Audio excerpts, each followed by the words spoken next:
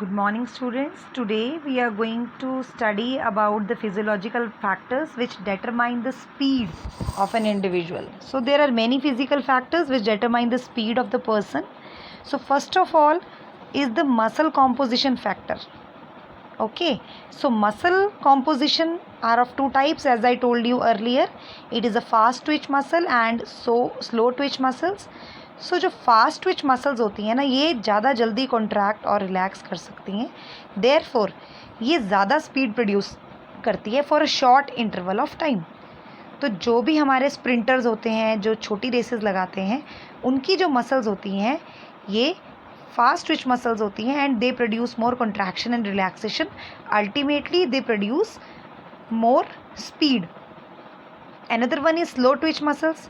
Slow twitch muscles में क्या है कि they run for a long time, लेकिन इनमें एंड्योरेंस कम होती है. मैंने पहले भी बताया था कि एंड्योरेंस स्लो ट्विच मसल्स में एंड्योरेंस ज़्यादा होती है, लेकिन फास्ट ट्विच मसल्स में एंड्योरेंस कम होती है, वेयर स्पीड ज़्यादा होती है because they are able to contract and relax quickly. And now the second factor is body fat. देखो, fat acts as a excess baggage when trying to run. Means excess baggage का मतलब क्या है कि जब भी आप भागने की कोशिश कर रहे हो और आपकी बॉडी पे जितना फ़ैट है, आप ज़्यादा हेल्दी हो, आप ज़्यादा फैट हो, तो आपको रन करने में उतनी ही ज़्यादा प्रॉब्लम होगी. So excess of body fat puts negative effects on speed. जितना ज़्यादा आपकी बॉडी पर फैट ज़्यादा होगा, उतना ही आपकी बॉडी स्पीड कम हो जाएगी. Now the next factor responsible for speed is flexibility or ROM. ROM means range of movement of joints.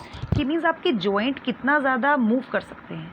तो सिंपल सी बात है कि जितनी ज़्यादा फ्लेक्सिबिलिटी होगी, जितनी ज़्यादा आपके मसल्स या जॉइंट्स आपके जितने फ्लेक्सिबल होंगे, वो उतना ही स्ट्रेच कर पाएंगे.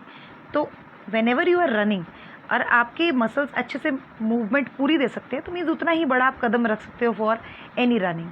सो flexibility of joint also determines the speed. Proper flexibility of the involve joint contributes to the movement, resulting in the longer and faster strides, thus producing more speed. And now the next factor responsible for the speed is age. Speed is also determined on the basis of age. Speed decreases with age.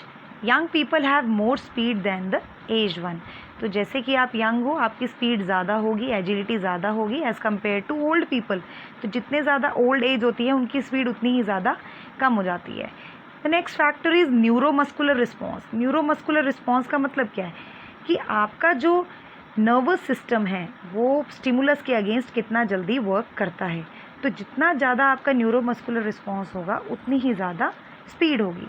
जितना faster response होगा, उतना faster muscle contraction होगा, 10 उतनी ही ज़्यादा आप speed, उतनी ही maximum speed आप प्रोड्यूस करोगे. So neuromuscular response also play a vital role in the speed. And the next one is gender. Speed is also associated with the gender of a person. It is well known that the speed varies between man and women.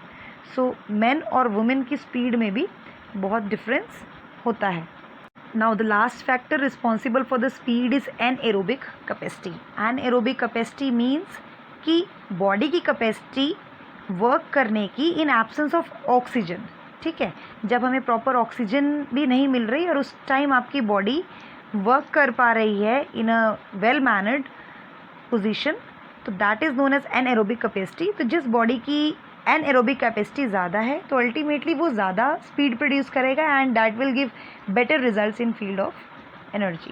So that's all for this topic. Thank you.